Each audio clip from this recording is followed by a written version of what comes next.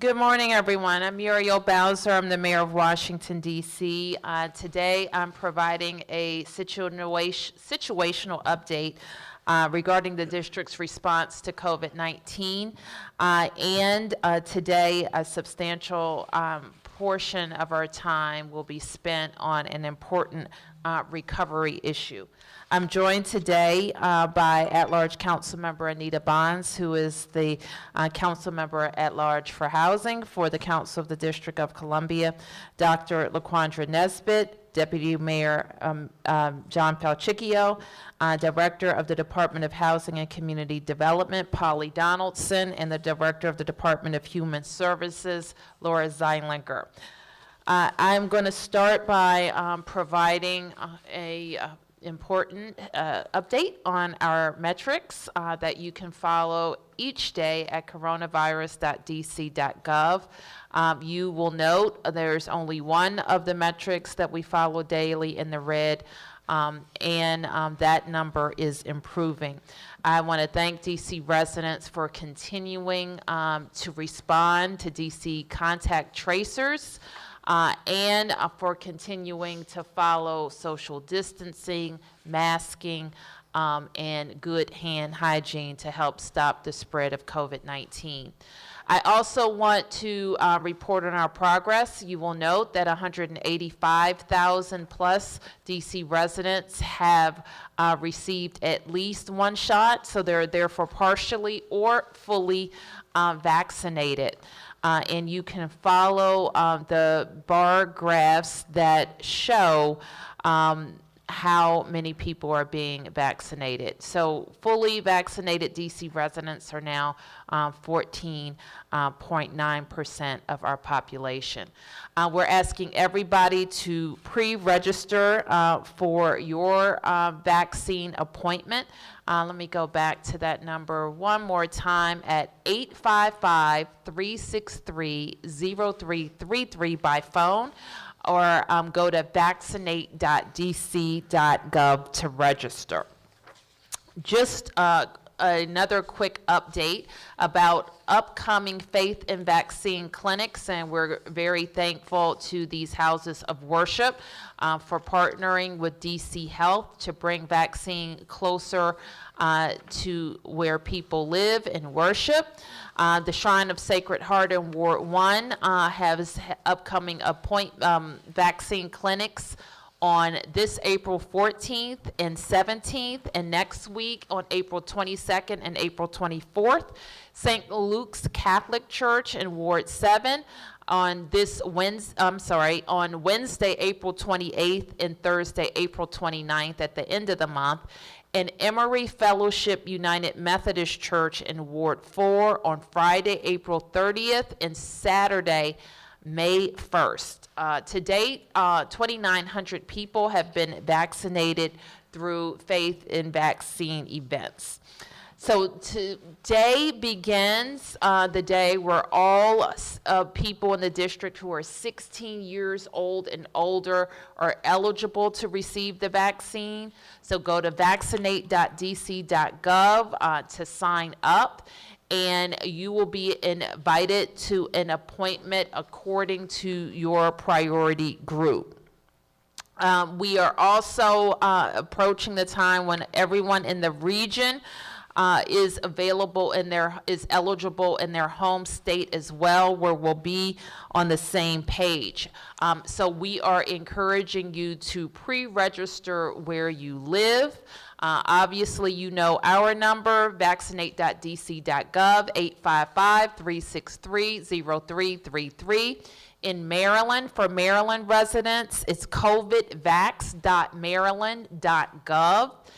And for Virginia residents, it's vaccinate.virginia.gov. We will make sure to leave those phone numbers and websites up and tweet them out for residents of the region. I've said before, and I'll repeat it, it's important that our whole region gets vaccinated because of how we live, work, and play in this region.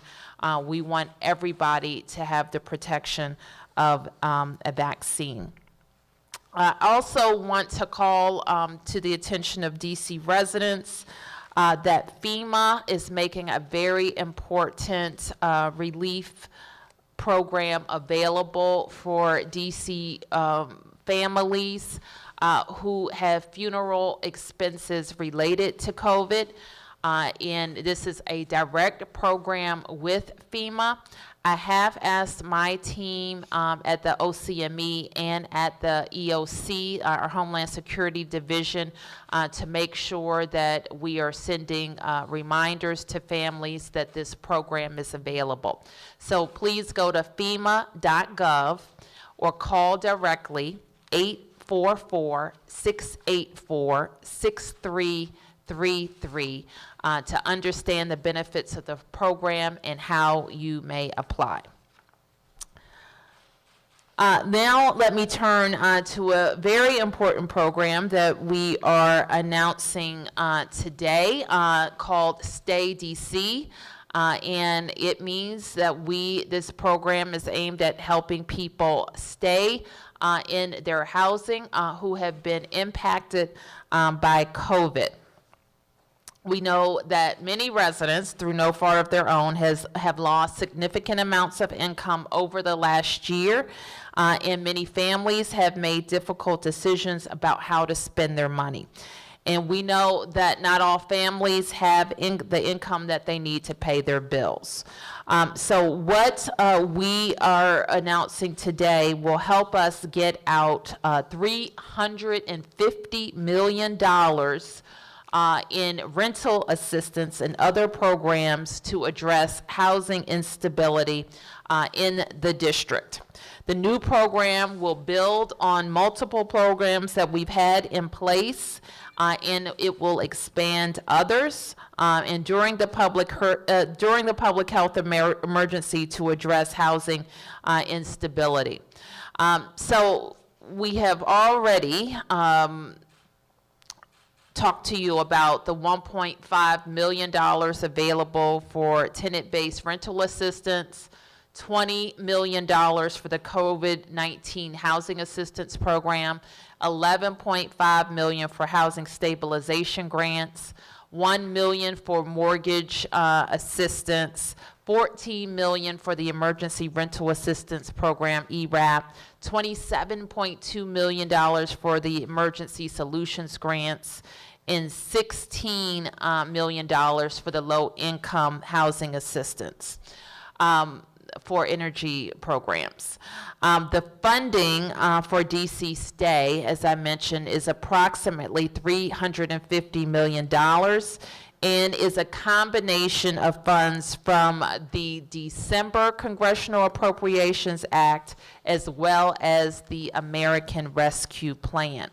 The money will be used to help residents facing housing instability due to the pandemic up to 12 months and back due rent and 3 months of forward rent and utilities. And you note the income parameters for eligible participants. The program is being administered by the DC Department of Human Services, led by Director Zeilinger, in collaboration with the Office of the Deputy Mayor for Planning and Economic Development, and the Department of Housing and Community Development, led by Deputy Mayor Falchicchio and Polly Donaldson. So now I'm going to turn it over to Director Zeilinger, who will talk in some detail about the program. And then we will get to a few final updates and your questions. Laura. Thank you so much, Mayor. We're thrilled today to be launching Stay DC. Residents can apply for Stay DC online on a website. So if you go to stay.dc.gov, you can begin your application for that rental assistance program. As the mayor noted, we can support with up to 12 months worth of back rent, as well as help with rent going forward for 3 months at a time. So we want to encourage anybody who is struggling, and we know many people are struggling with their housing costs, to go ahead and access that assistance now. You don't have to wait until you are facing eviction. We would like to be able to help residents at this point in time. The other way you can get assistance if you either are not able to get online, or if you have any difficulty with the application or you have questions, we have a dedicated call center where you can call to get assistance. And that number is very easy to remember. It's 833-4-STAY-DC. And you can call that number and we can support you. You can also get help through one of our community-based organizations. Now, we're equipped to help people in all languages, so if you call the call center, there are operators there who speak English and Spanish, or they will be able to connect with the DC language line to assist applicants in multiple languages that our residents speak. But we want to encourage everyone who needs assistance with their rent, their utilities, to go ahead and seek that assistance now. We know how challenging it is to be building up that debt, and we are equipped and ready. And as the mayor noted, there's more than $350 million in federal assistance available to support our residents. Thank you, Laura. And you can learn more about these programs at the Deputy Mayor's weekly check-in on recovery programs. Pleased that Councilmember Bonds will be a featured panelist, as well as our team to talk about these programs and more. Additionally, George Lambert, who is the president and CEO of the Greater Washington Urban League, will join the team.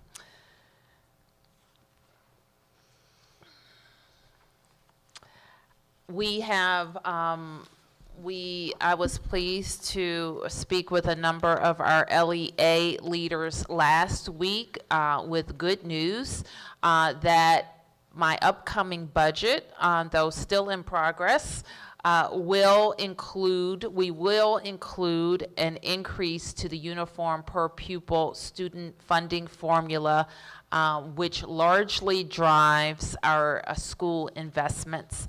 And that increase will be 3.6%. Additionally, we can tell families and staff and kids that we fully expect to be in person for all kids 5 days a week in the upcoming school year. So we will stay focused on making sure that our summer opportunities are exciting for kids, but also enriching to help our young people be on track for the start of the school year. Also, just follow DC Health Link. On March 29th, the district opened its online health insurance marketplace with expanded health insurance benefits. So the American Rescue Plan lowers health insurance premiums for DC residents. It reduces premiums for health insurance through DC Health Link. So please follow DC Health Link for all the benefits that come from the American Rescue Plan. We are also very grateful to Chairwoman Maloney and our Congresswoman Norton. Our bill, H.R. 51, the DC Admission Act, will be marked up by the Oversight Dems this week, actually on Wednesday, and we expect a full vote in the House next week. And speaking of statehood, we want to wish everyone a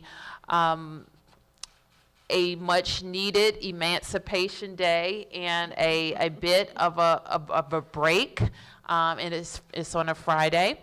And we will continue as we have. The Secretary of the District of Columbia has in place a number of virtual events this week commemorating Emancipation Day. And one of the most significant things, since I hope everyone will tune in to see a documentary that has been produced around the district's history of disenfranchisement and the road to full democracy.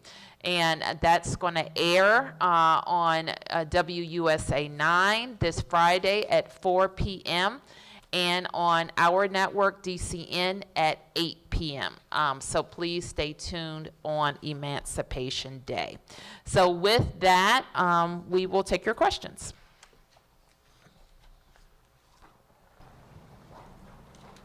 Hi, Mark. Yes. Good morning. Good morning. Two questions. First, on the slide where you presented the phone numbers for DC, Maryland, Virginia, so are you now encouraging people to get registered or get vaccinated in their home states? Is DC still going to vaccinate essential workers who are Maryland and Virginia residents, or is something there changed? This is the first time you've really pushed the out-of-state numbers. Yes, so we still have the same allocation of our doses for essential workers regardless of their residence. So that part hasn't changed. Though we are encouraging people, because now we're kind of all in the same place with our vaccination eligibility, to register where they live. And if I could follow up on the schools, will there be a virtual option for the next school year? If you are able to open fully 5 days a week for everybody, expect everybody back in, will you still provide an option to parents and students to have a virtual learning experience? We expect that some families will need that, Mark, and we know that the system needs to have an option in case a cohort or a school has to be quarantined, or in the very unlikely instance that we see a rebound of the virus. So they will have to have a virtual option in limited instances. Yes. Mayor, you opened it up to 16-year-olds today. So how soon will they be actually getting appointments? Because you said that depending on your category or something like that. Well, you recall the categories that we have: 65 and older, priority zip codes, people with qualifying medical conditions, general public. And Dr. Nesbitt will correct me if I've misremembered something. And so depending on where the 16-year-olds fall in those categories, they would be in the general public if they don't have a qualifying medical condition. So we could see 16-year-olds as soon as this week getting vaccinated? Okay. Yes. And I think you also know that 16-year-olds with qualifying health conditions have been vaccinated in the district for weeks through a partnership with Children's National. So I think it's like over 1,000, if I'm not misremembering, who have been vaccinated to date, who are in the 16 to 17-year-old range. And we heard quite a bit last week from Maryland and Virginia about shortages, and I really didn't know, what was the situation here in D.C.? Are we short or in terms of vaccine? What's the situation? Well, we feel like we've been short because of the population versus population and worker population is how to calculate the doses. But putting that aside, are you talking about some issues with the Johnson & Johnson Yeah, I was distribution? wondering, how was that affecting Dr. DC? Nesbitt, can you speak to that? Sure. So we have been since December, we're in week 18 now of COVID-19 vaccination programs. We have been receiving vaccines that are first Pfizer and then Moderna as they were approved. In our conversations with the federal government, we are to understand that the amount of vaccine that is allocated to the state for both Pfizer and Moderna will always stay at the level it is. It may go up just slightly, but we may have pretty much plateaued here. So what we get as a state allocation for Pfizer and Moderna is not likely to change for several months. What has not been consistent is the number of doses that we receive for Johnson & Johnson. The federal government has not communicated that we are now in a consistent cadence or total number of those doses that will be released. So on a week-to-week basis, we may experience a fluctuation up or down in the amount of Johnson & Johnson vaccine that we receive as a state. 2 weeks ago, we received 10,000 Johnson & Johnson doses. This week, it was more like 1,100. Okay, so when you see those types of notable differences, the first Johnson & Johnson we ever got was 6,000, then we got about 900 to 1,800 the second time, which was a few weeks later, and then 10,000, and now 1,100. So just looking at the trends for Johnson & Johnson, it's very clear that what the federal government has communicated, that we're not in either a clear cadence or at a stable amount of Johnson & Johnson made available that will always go up and never go down. Considering all the vaccines, roughly how much are we getting a week? It's on the website. I can make sure I get it to you, but we're probably still around the 25,000 mark a week. We have been fortunate that some of our entities that receive a direct federal allocation, which is different than the state allocation, schedule their appointments through Vaccinate.dc.gov. So that's many of the pharmacies, independent pharmacies have now integrated into that system. So that allows our number of doses to be boosted quite a bit. So last week we sent out about 32,000 or so appointments. On Thursday, we sent out more Sunday because of the non-response, and then we'll continue until we have all the appointments scheduled that match vaccine availability. James? Good afternoon. I have a question for Ms. Donaldson. My question has to do with the $1 million for the DC Mortgage Assistance Program. Just to be sure, if you participate in HPAP and you happen to get behind, are you eligible to participate in this program? And if you have a mortgage with a bank, can you participate in this program also? Thank you very much for that question. This program, the Mortgage Assistance Program, is using federal funds and it's administered by the DC Housing Finance Agency. And especially if you have a federally backed mortgage guarantee, that's one of the determinants of eligibility. I will say also that in the American Rescue Plan, there is a new fund, the Home Ownership Assistance Fund, that will have $50 million that coming to the district that will be a broader effort to help homeowners, including particularly those in the HPAP, the Home Purchase Assistance Program portfolio, as well as others. So it won't be limited in the same way that the MAP program is. So that's more expansive, it's a lot more funding, and that will be, we are awaiting final guidance from Treasury in the design of that program, and then we'll be launching that as well at a date to be determined in the future. Thank you. Yes. Hi, Mayor Bowser. Hi. We've been reporting on people going out of the DC area, DC residents going out of the DC area to get vaccinated. Especially Hagerstown yesterday came up as an example of folks trying to go over there to get their shots. With the lack of J&J vaccine to the district, do you guys have any concerns that this is still once again a free-for-all situation to go and get the vaccine? I don't know what the link is with the J&J vaccine. With Can you less tell me more? With less vaccines being available with the J&J issues, are you all concerned that people are still just rushing to go wherever they need to go to get a vaccine? Is there still a free-for-all issue Well, with this? let me just say this, Stephanie, that we have a system that we know is equitable and is getting the vaccine out and sending people messages. We know that people are going out because of the number of people who aren't responding to those invites.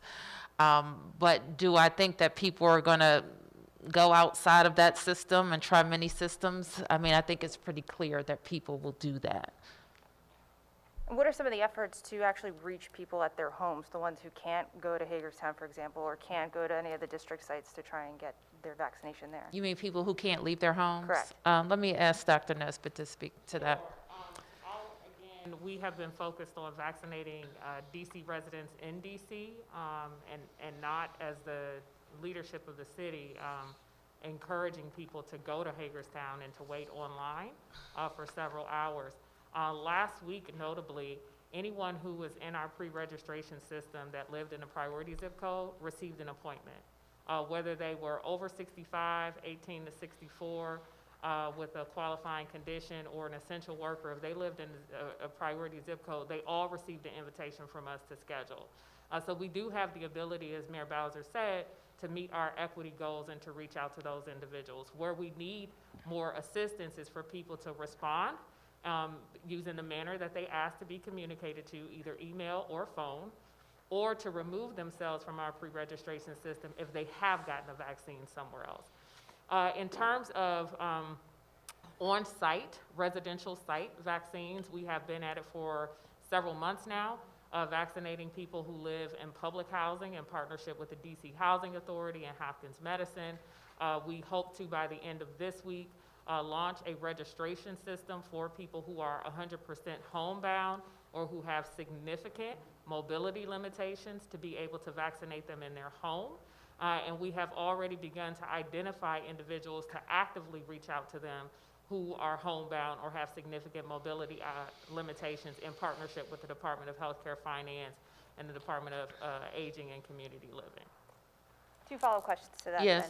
Then. Is there any numbers to how many people, residents in the district, you've identified as being homebound that can't go to get the vaccine?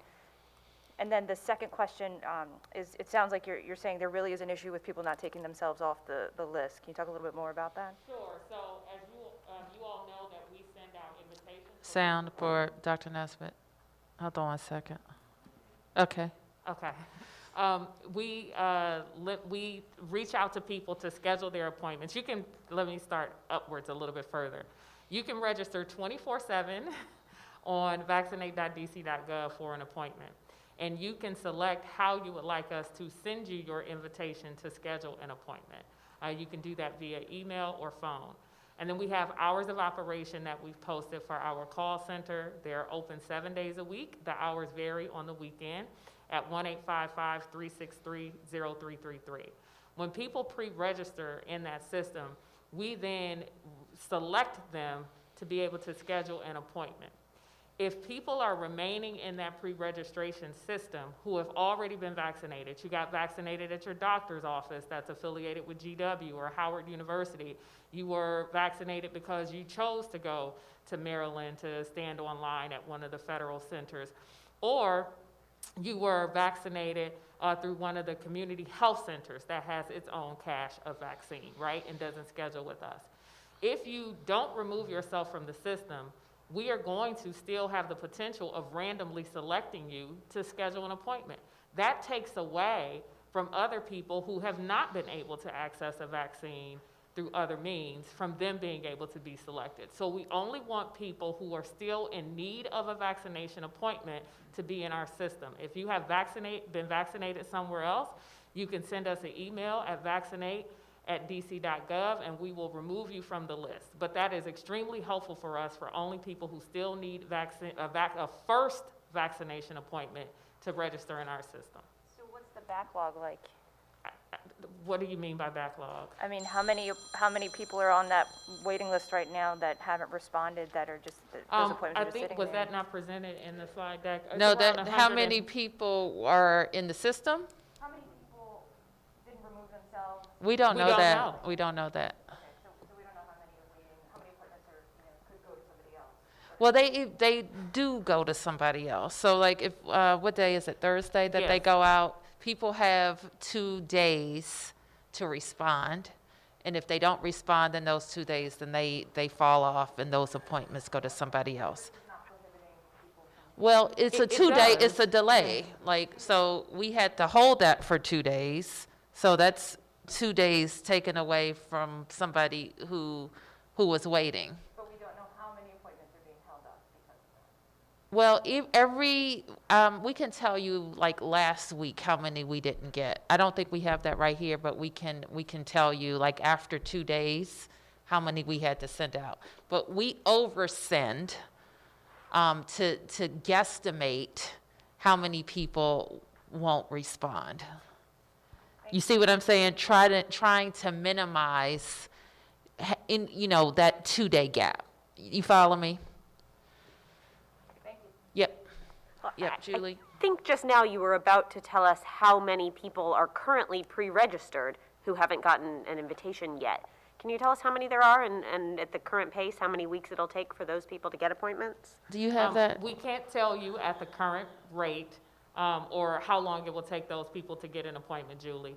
And I think we've articulated the reason for that several times, which is why we consider this to be pre-registration and not a wait list. Depending on your status, your eligibility whether or not you are a senior, you have a qualifying health condition, you have a essential job in the District of Columbia, or you're a member of the general population, your time period can vary. For the past 3 to 4 weeks, every senior who was pre-registered got an invitation. Every senior, not just in priority zip codes. Now we're to the point where every person in a priority zip code who is applying, who is over 65, 18 to 64, is getting an appointment. So they're not in that system for more than a week. However, we know that there were tons of people who had no prior eligibility before we switched to 16 and older, who registered in the system the first day it went live. So saying that it takes weeks for them to get appointments is not appropriate because they weren't yet eligible, right? I fully understand that. I'm asking about right now, how many people are currently registered in the system who haven't been offered appointments yet? Fair. I was responding to the second part of your question where you also asked how long it was going to take people to get an appointment, correct? Okay. So right now we have about, as you can see here, no, this is the number of people fully vaccinated. We have about 181,000 people who remain in the system who have not yet had an appointment scheduled. But can I just emphasize something, because for all those 181,000, there are thousands who aren't registered at all and aren't in line for an appointment. So I don't want us to lose sight that we still have a lot of work to do to get people registered, because we're about to see we can't, if you're not registered at all, then this system and everything that we're talking about, and none of it applies to you. So we also have to be very concerned about getting people into the system for their appointments. Right. Thank you. And Dr. Nesbitt, those categories that you were just talking about the eligible workers and people eligible by health and seniors, I know you've had to adjust the percentages as the general public is now eligible and has to get one of those buckets also. Can you tell us right now what % of appointments are designated for the general public? Sure. I think you're also familiar with that. We have hard percentages that we use every week, but then there's overflow, right? So you have to be very careful when you're trying to make these assessments independently.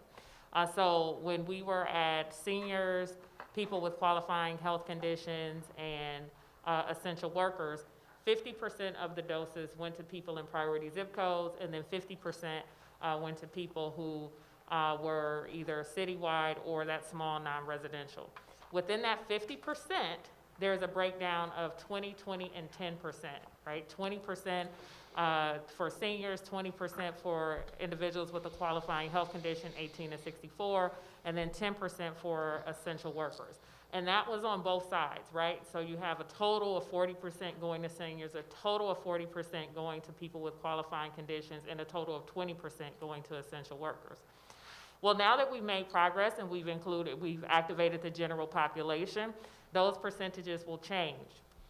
And the number of seniors who have already received an appointment or who are likely to need to be reached by different means outside of that system, we're pretty much at that place, right? 70% of seniors are partially or fully vaccinated. So the senior bucket will still be prioritized. It'll be the first priority category at 10%, followed by 15% to qualifying medical conditions, 15% to essential workers, and then 10% to the general population. And that we're doing that because we still want to focus on those individuals who have the highest risk for severe illness, hospitalization, or death, or highest risk for acquiring the infection due to their employment status. Now, what happens if we don't have 10%, whatever the number for our total vaccines works out to be, right? We have 30,000 vaccines, and we want to give 10% of those to seniors in DC priority zip codes. If those seniors, if there's only 2,500 seniors there, then we don't meet that mark. Those appointments then overflow into seniors citywide. If the total number of seniors citywide is less than their 20% of their total category, the extra appointments then fall to people who live in priority zip codes who have a qualifying health condition, right? So those are the ways that it works. It's a cascade. We don't just sit on appointments if 10% of the population isn't pre-registered or 15%. They follow to the next highest risk category. And then we'll do a slide that shows that reprioritization. Yes, ma'am. Hi, just 3 questions, 2 COVID, 1 non-COVID. My first is a follow-up on the homebound program. Will you be scheduling appointments by the end of the week, or are you expecting to have vaccinations? And for homebound individuals, how should they, it sounds like you're compiling a list of sorts, how should they make sure that they're on this list? They'll have the opportunity to register by the end of this week is what I stated. Oh, So I missed that. yeah, no problem. Thank you for asking the clarifying question. When we launch this program, then the people who self-identify, who are not known to us because of their participation in the Medicaid program, who are not known to us because of the participation in, for example, food delivery programs for homebound seniors, then they can self-identify through the registration system. Okay. And then a second question is, I know pharmacists who want to use their own scheduling systems are confused as to whether DC Health is requiring them to use vaccinate.dc.com. Or dc.gov, can you just set the record straight for those pharmacists who are a little puzzled as to whether they have to use vaccinate.dc.gov? Sure, and I'd ask that you provide the names of any of those pharmacies to our team so we can reach out to them again. We convened a meeting last week of all pharmacies who are receiving vaccine in the District of Columbia. That includes the independent pharmacies, the CVS's, Walgreens, Walmart's, Giants, et cetera, Safeway, all of them to talk about the process. The only entity that is still scheduling outside of the district system is CVS. I don't know that there is confusion amongst the pharmacies as opposed to the public really needing to understand how they access those doses that are now going directly to pharmacies from the federal government. You still need to come through the vaccinate.dc.gov portal. Clear, they can choose their own scheduling systems if they want. No. Right. So we have shared goals here in the District of Columbia, right? We're one city, one government between the legislative and executive branch, all trying to achieve the same goals of having DC residents receive vaccination and prioritizing equity and efficiency simultaneously. Our goals are shared with any new partner that comes into the program, whether they're receiving doses from us or whether or not they're receiving doses from the federal government. We believe the most equitable approach to getting vaccines out is centralized scheduling. And now that we have awareness of all of these independent pharmacies who may be receiving 100, 200 doses of vaccine a week or every other week, their appointments are going to be made available through vaccinate.dc.gov. It eliminates the likelihood that individuals who have never pre-registered, who are just members of the general population with lower risk, would be vaccinated before those individuals who are already pre-registered and who have higher risk. Thank you, Dr. Nesbitt. And then a final question. Traffic fatalities are up 57%. We had a gentleman who was killed this past Friday. Mayor, can I get your reaction to that? And then I also know that advocates are calling for urgent action, including funding for the Vision Zero Enhancement Omnibus Amendment Act, which I understand was passed last year. So can I get your reaction to? Well, certainly we are, I have a report from this year so far, and we certainly hope that that trend will reverse for the remainder of the year. The very violent crash last Friday is still under investigation, so I can't really say more about that. It looks like certainly speed was an issue, was a contributing factor, but that investigation is not complete.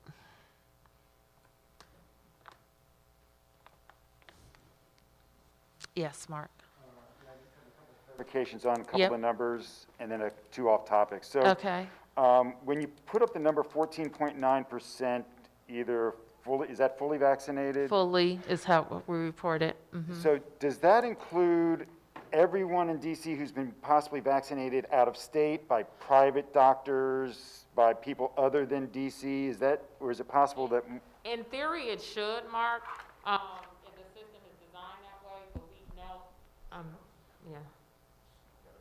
Okay, but we know that there are some instances where we're not getting that data from certain states. It's not being presented, sent to us either directly or through interoperable systems that were created for this process. We also know that some of the federal entities that are vaccinating in the district are not reporting to us, and it would be very peculiar if they are federal entities vaccinating in DC, receiving a direct allocation from the federal government, but they have not vaccinated any DC residents. The VA comes to mind.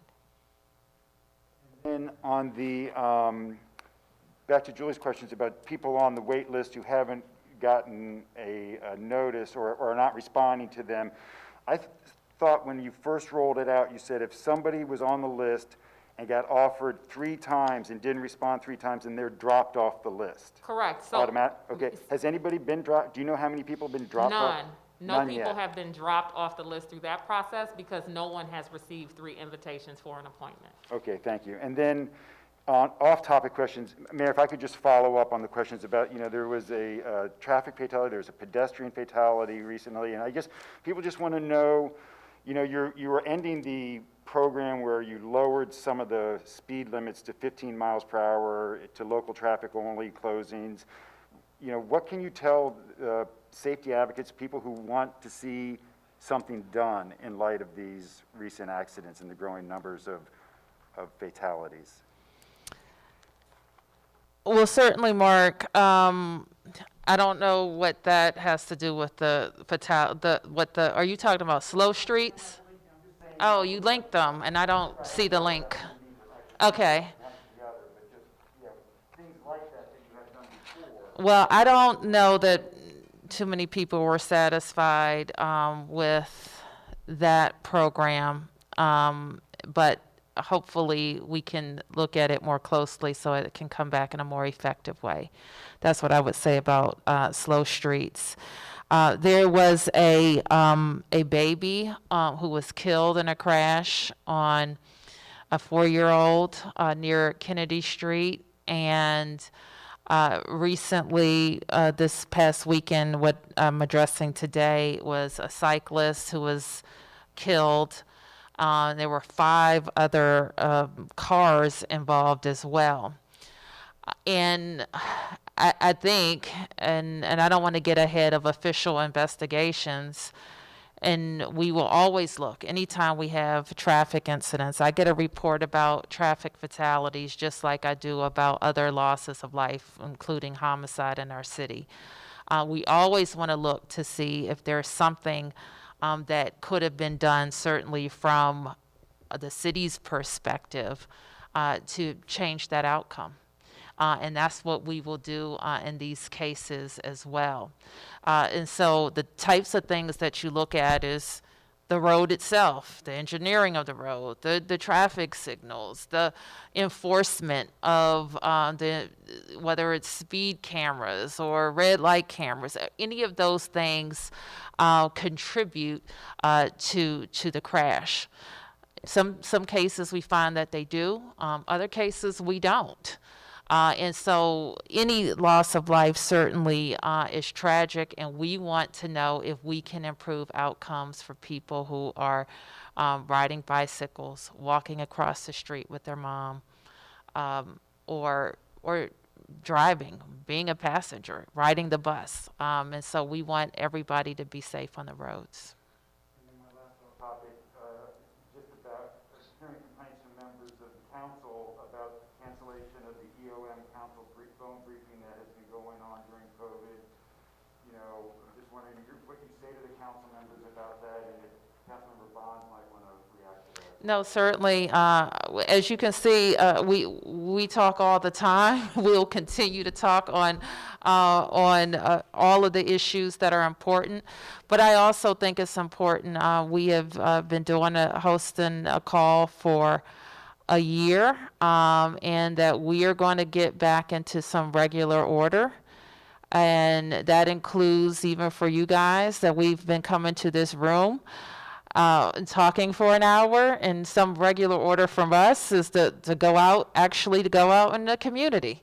and talk. You've covered me for 6 years in council breakfasts, and I think those are in order too. So I do think that there is we have been operating in an emergency communications mode, and we are trying to get into some regular order. Will you continue the weekly media briefings? Maybe not in this place all the time. Councilmember Bond, your reaction, what are you hearing from your colleagues on the council about this?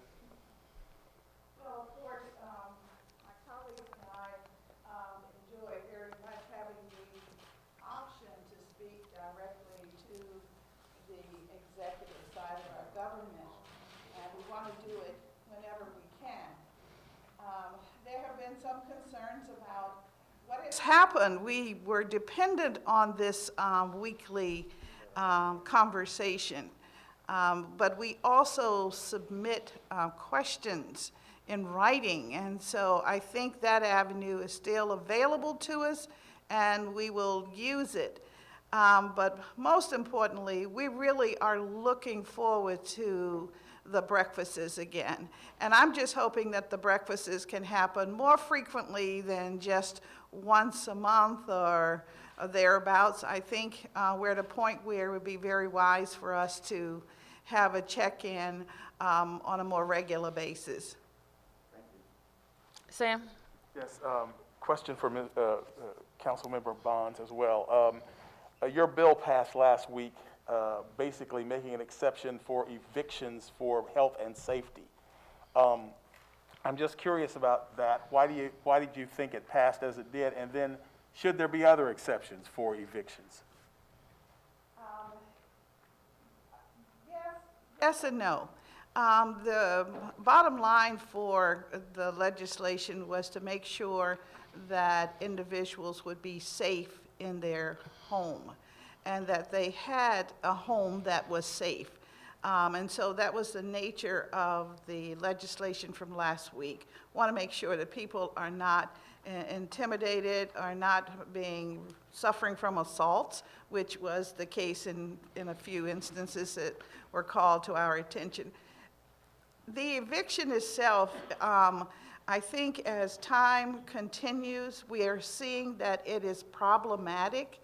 Problematic because you have seen today that we have a big bucket of money to assist with rent, but we're not seeing the tenants take advantage of it. And I am so afraid that we are going to lose the opportunity to have these funds if we don't come up with a solution, a way to get tenants to take advantage of this money. I think the money is very generous.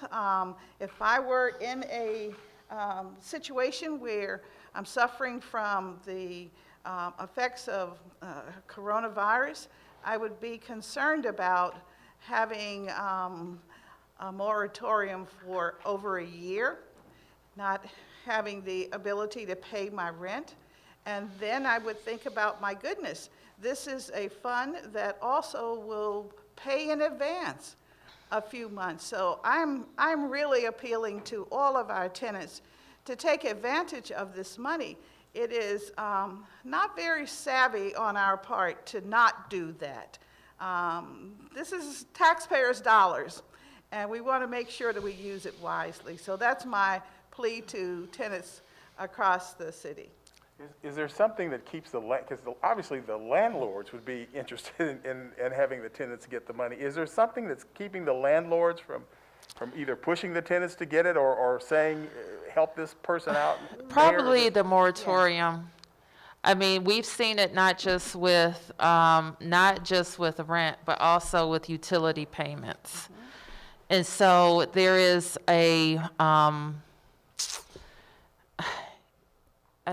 it's a kind of a tension that says, well, I have time because there's a moratorium, so I have time, I'll deal with it later. And what we don't want people to do is to wait, because there could be a crush, The government has to get a certain amount of the dollars out by September the 30th, or the American Rescue Plan is going to pull it back. So that's what we don't want people to do, to wait. The same is true for utilities. There's a moratorium on the cutoff of utilities, and we have a lot of people who are in arrears, and we have existing programs. So we want them to do that. Now, what Laura and the team have worked on is a way to do it all on the same application. You don't have to go to this website or that website. You don't have to upload the information 2 or 3 different ways.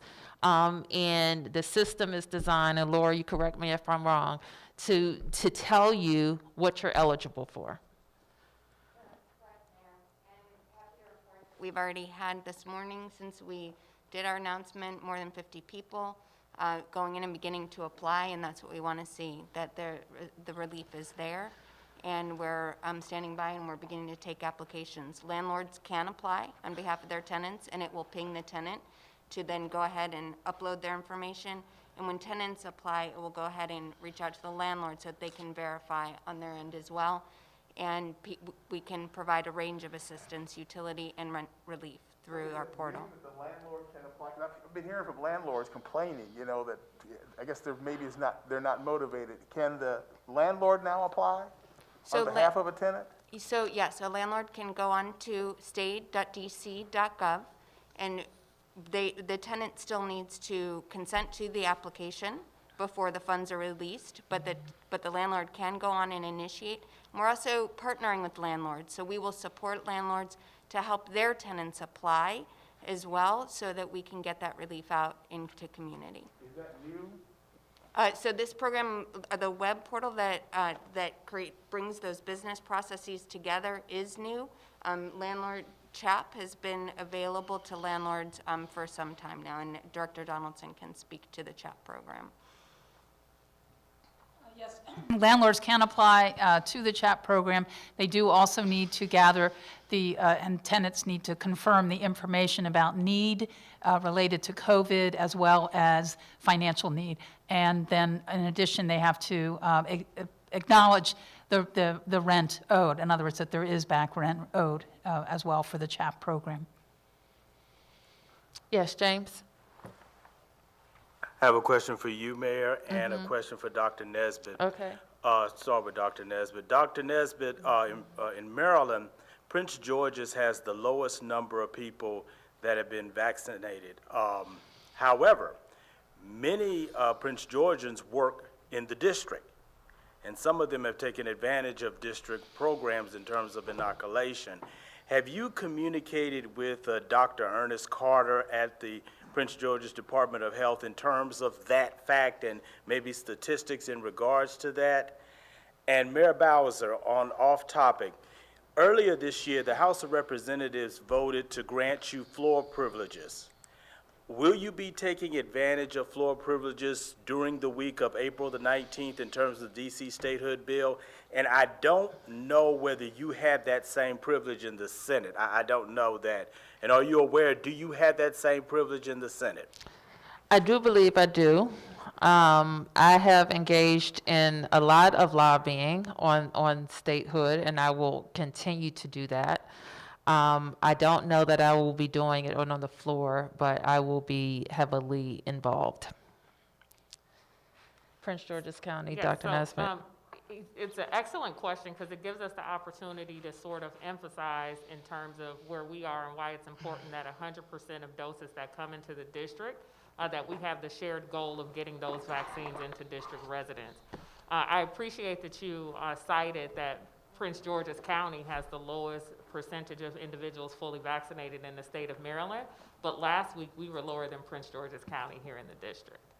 So it's very important for us to be able to focus again on our equitable approach and get 100% of the vaccines that come into the district into DC residents. So having those shared values between the DC government, the community health centers, the independent pharmacies, the large pharmacies that are getting doses through the federal retail pharmacy program, it's important for them to help prioritize vaccinating DC residents, given that they're given doses in DC and they count in our allocation.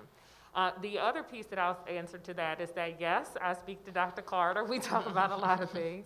I'm also in touch with Dr. Travis Gales in Montgomery County, and all of the health officers in the National Capital Region through our Health Officials Committee meeting group in the Metropolitan Washington Council of Governments, or COG.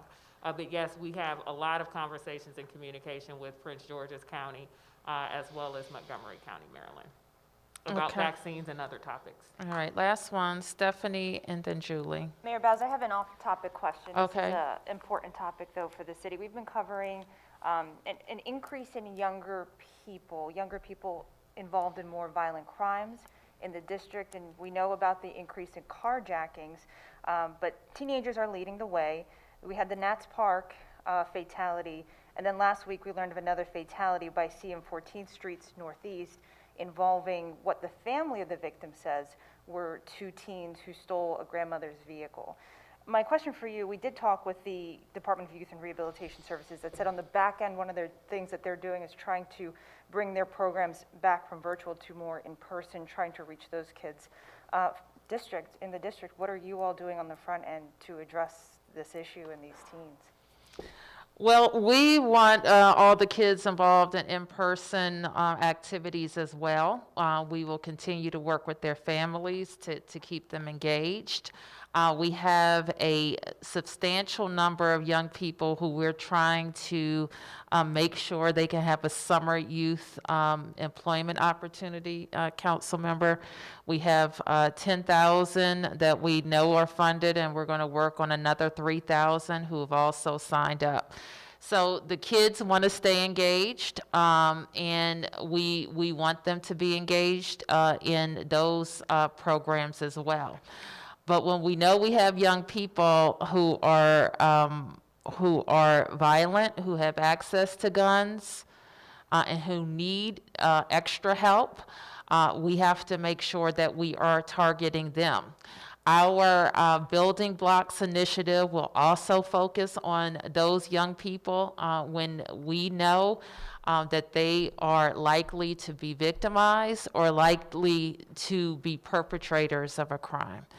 So we're looking at all of the areas around the city where we've seen the most gunfire, the most calls for service, and really trying to target young people in those areas. Can I ask you any direct message you would say to some of these kids? Some of them, it's not about guns, it's about taking a vehicle and going for a joyride, for lack of a better word, but officials seem to be saying that there's a sense of boredom and these kids looking for something to do. What would you say if you were talking to? Well, I don't know that I would take a simple assessment, to be honest with you, because frequently these cases are much more complicated than that. And stolen cars are usually not a simple joyride. They could be part of the commission of a much more serious crime. In fact, the carjackings that we see often involve a stolen vehicle. So you won't ever hear me say the words joyride, because they can frequently turn into something much worse, including an inexperienced driver killing somebody. So that's key. So what do I say to young people? I would say ask for help. Don't throw your life away. Don't ruin your family's life. And certainly don't hurt people in your community. Julie, you have the last one. All right, I'll ask one for Dr. Nesbitt and one for Mayor Bowser. Okay. Dr. Nesbitt, to follow up on the discussion earlier with Amanda about pharmacies, I was just having a conversation this morning with a pharmacy owner in the district who had a couple questions I'd like to pass on. He asks, first of all, does the district have the authority to tell him you can't use your own scheduling system to schedule federal doses? And second, if he does agree to use the DC system, he's stopped scheduling right now through his own system. How is he going to get information? When is he going to hear about how to be part of the DC system?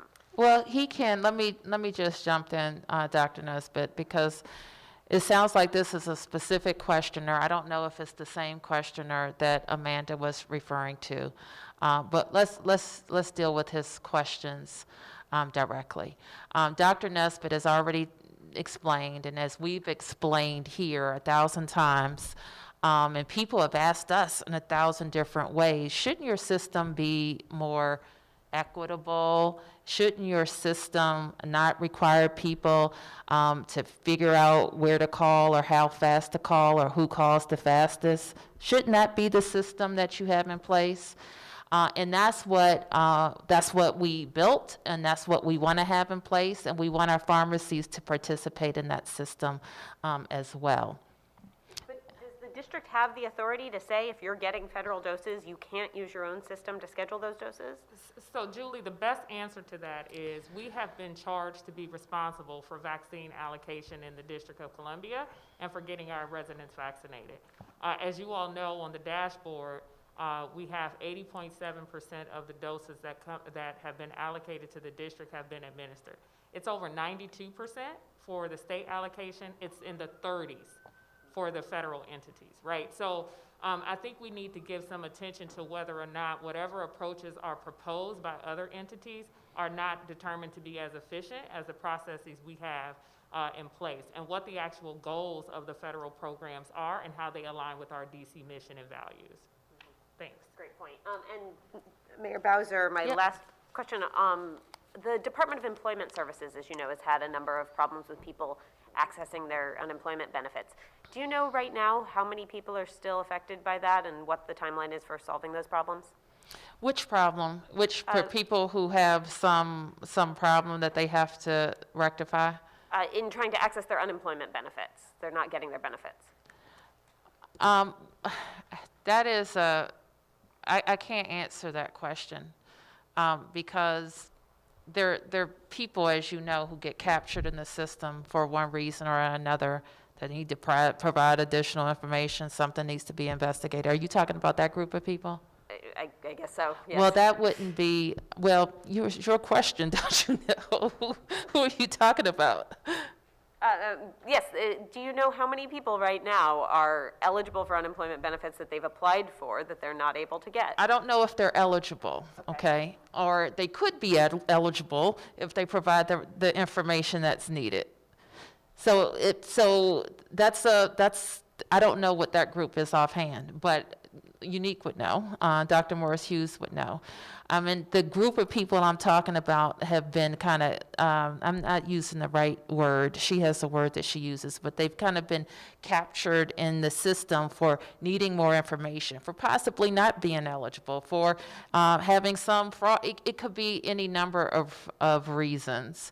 That you're in, and I don't know what that number is. I'm not aware of any system issue that is preventing anybody, and I'm looking at John to see if there's, I don't think that there is, Julie, any system issue that is preventing anybody from accessing their unemployment. I do know that the director continues to update the systems and continues also to focus on where the UI new system is and how quickly we can get that in place. Thank you so much. Thank you, everybody. Thank you. Bye-bye.